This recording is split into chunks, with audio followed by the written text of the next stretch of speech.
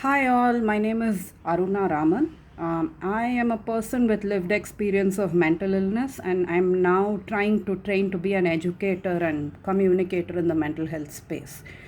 Let me share with you a session that I attended. I'm not in the corporate sector, but had an opportunity to attend a session on control your mind. Firstly, the title in itself is problematic because if you look at the mind and its functions from a neurobiological perspective, you can't control it. The mind functions in all the ways that it's supposed to function. What you can do is pay attention to what serves you well and gently observe what doesn't serve you well, and that takes a lot of training.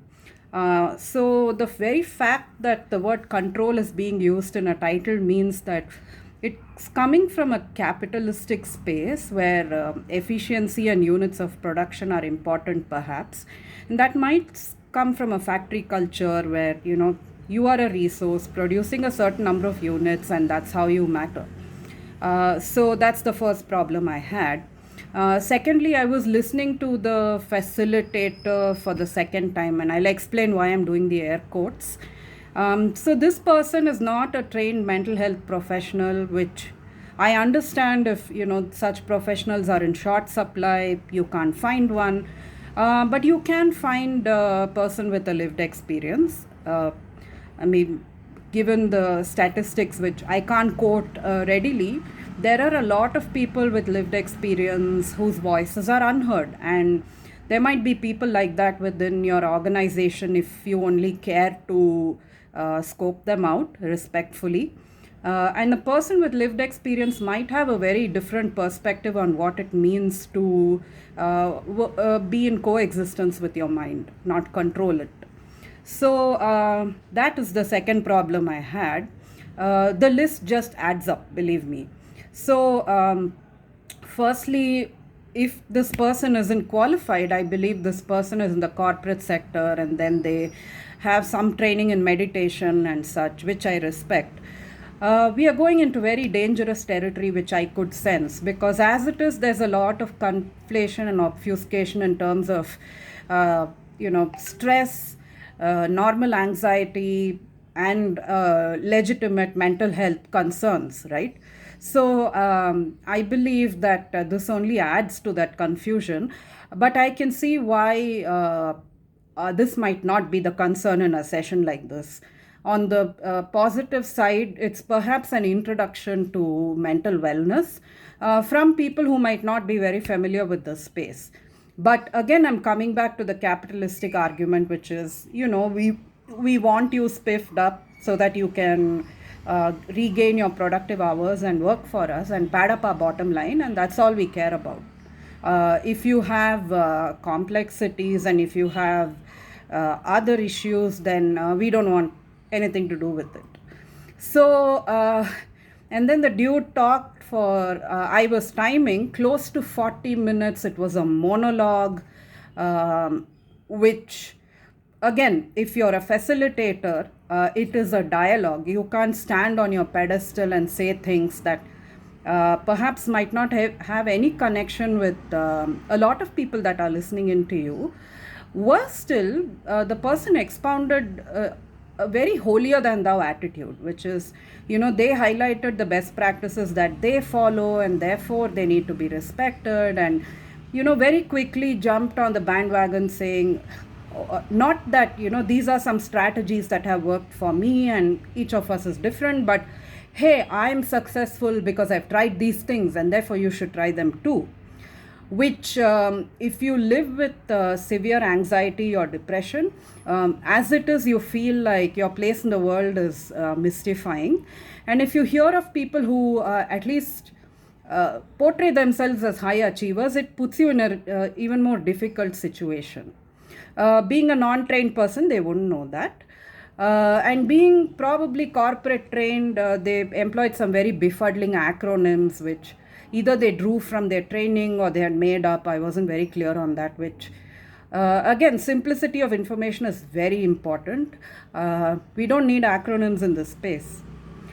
We just need to know how to take care of ourselves and others.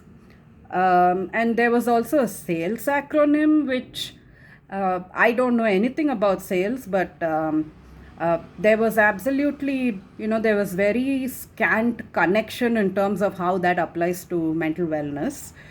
Um, and then, as I said, holier than thou. So, very preachy. They talked about, the mind can go astray, which is your very, canonical religious perspective saying, again, how do you need to control the mind because you're a sinner and you need to be wrapped on the knuckles. And they talked about overeating where, oh, you can, stuff your face and therefore you can go astray. But we all know that this situation is unprecedented. No one knows how to deal with the pandemic, especially here in India where, news of death on an everyday basis is certain. So your way of coping is your way of coping in a crisis situation, whereas in a maintenance or a flourishing situation. And, go look up the science if you need scientific backing. And, more preachiness. I stopped following WhatsApp. It's not about you, dude. When you're running a listening circle, it's never about you. You're merely a vehicle and a facilitator. And this session is not a celebration of your virtues. And to ask people to stop following WhatsApp, especially in India, where a lot of vital information is on social media and people are doing a lot of good work, you are not giving power and agency to your listeners, saying they know how to be discerning about what information they seek. Big strike. All right. Again, controlling, the word controlling anger. That was one thing that came up. Anger is an emotion. Would anyone talk about controlling happiness? Again, anger drains your energy. So rather than saying controlling, it's about, with a lot of practice, really evaluating if anger serves you well. And when you feel anger, physiologically coming upon yourself, how do you address it in your own way, right? And that comes from a lot of practice. Then, I made notes. So, and there was not one nod to vulnerability. In fact, everything is about, building a wall around yourself and staying safe, and that wall being made of concrete so nobody can reach the you that is you, right? And we all know Brené Brown. Thanks to her, the research on vulnerability is mainstream now. So there is scientific evidence. Go read her work. Being vulnerable, showing up as you are, having the courage to log on to Zoom when that's the last thing you want to do, takes courage. And controlling is not courage. Controlling is just stupid to me. But I don't work in the corporate sector. Thank goodness for that. And there was also a statistic mentioned about mental health professionals in the US versus doctors in the US. The person resides in the US, but dude, we don't live in the US. I believe they said there are 100,000 mental health professionals for 300 million population of the US. They said the situation in India is similar. I believe that it's much worse. There are 4,000 trained professionals for 1.3 billion people. So do your research. If you're citing statistics, please cite a credible source. And then again, lot of this holier than thou do-goodness, do good for other people. And they mentioned Mahatma Gandhi. When you're taking a leap, take a small leap, right? Take Mahatma Gandhi is a big leap.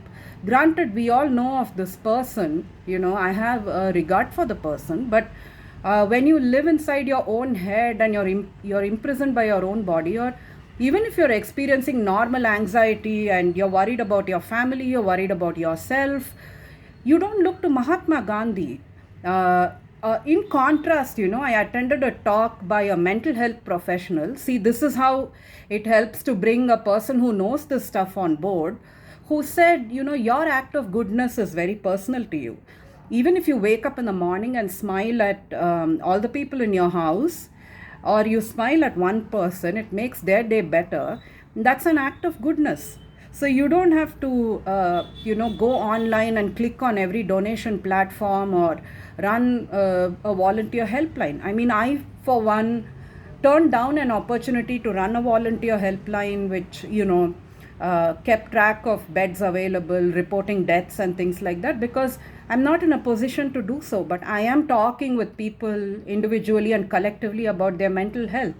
That is my act of goodness, and I'm happy with it, you know. So please be careful what you say, because your audience is not, in addition to being, you know, corporate drones, they are also people. And then, you know, there was the question and answer session, and one person talked about a relative of theirs who, you know, they outlined symptoms of health anxiety. And as a person who has lived with health anxiety not very long ago, last year, again, if you're not a qualified facilitator, you do not have the ability to practice distinction, or you don't have granularity. So the facilitator didn't know that it's health anxiety, and they said, you know, ask them to take out a minute from their day and breathe. Now, as someone who lives with anxiety, you know, one of the physical symptoms is your breath is heightened. And when you focus on your breath when it's heightened, it gives you even more anxiety because you're wondering why your breath is heightened. I have benefited from sitting still, meditation, breath work, but there are times when I have not. So again, if you're not a qualified facilitator, you don't know that. So you offer a plethora of options, and in this case, you flag it and you say, here's a person, you know, who's experiencing health anxiety. You sit down and talk to them and find out where that's coming from, right? Sensible. And what else? And there were tips on, say, staying strong. Again, the air quotes. You know, what does strong really mean? Isn't vulnerability strength? Isn't getting up and brushing your teeth strength on some days? Isn't, sitting down with your little child and talking to them about the pandemic strength? Is strength only that you can brush everything under the carpet and show up for work? And then, you know, the person ended with, oh, this too shall pass. This is just a pandemic. Wake up. It's not just a pandemic, and it will not pass. You know, the current situation perhaps will pass, but the muscle memory will not pass. The trauma will not pass. The memories of people lost will not pass, and it shouldn't.